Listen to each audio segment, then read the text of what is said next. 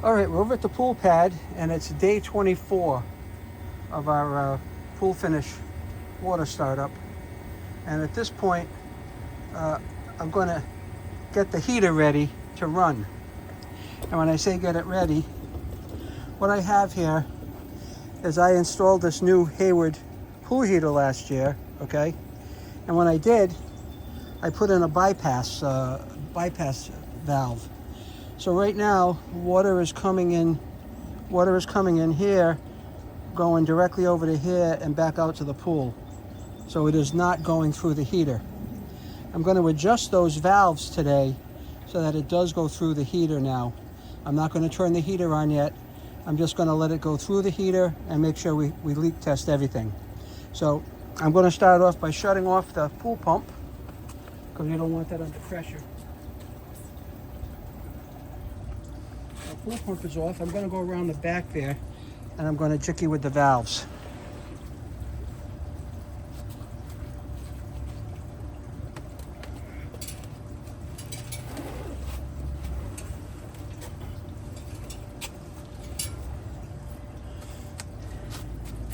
Now in this case, this is closed and this is closed, so it prevents water from going up there.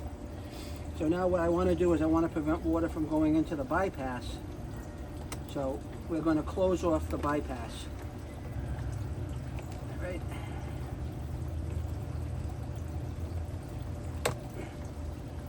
Now that is closed and this path is now open. Same thing on this side. This is closed.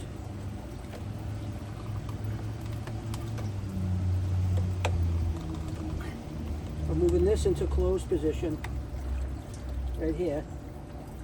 So now the water has no choice but to travel out of the pump, through the heater, out of the heater. There we go. That's the way the cycle is going to work, okay? So this is closed here, this is closed here, this is open, this is open, this is open, and this is open. So let's start the pump back up. We'll see what happens. We should get a bunch of air going into the pool.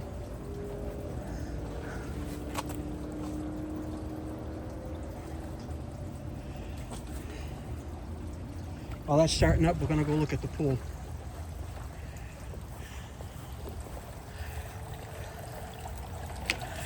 We should be getting a bunch of air coming through here.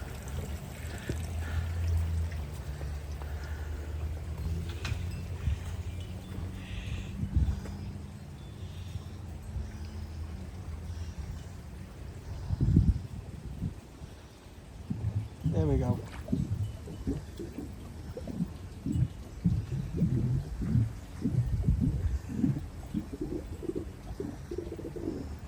And down there as well. That's all the air that was in the heater is now coming out the returns. So that means we're back in open mode on the heater. And like I said, I'm not going to turn it on yet. They're bubbling up down there. It's going to do that until it purges all the air out of the system.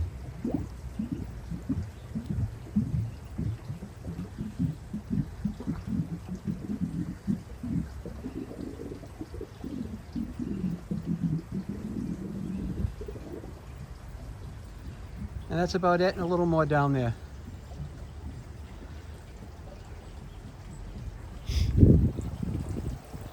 Let's go check everything over at the heater now.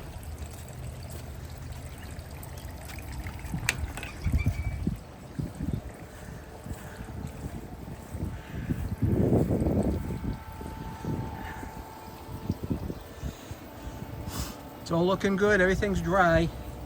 That moisture you see down there was already there. So now we're going through the heater, but I'm not going to energize the heater yet until day 28.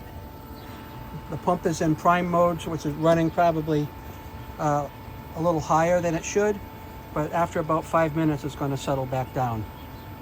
So that's how you take your pool heater out of bypass. Now, all the time that I've been putting chemicals in the pool for the startup, that water, the chemical water has not been going through the heater. Now that the water's stabilized and I'm on day 24 with 4 days left to go, I just wanted to make sure I'm prepared to turn the heater on when I'm ready. All right? So let me shut the cover on my pump.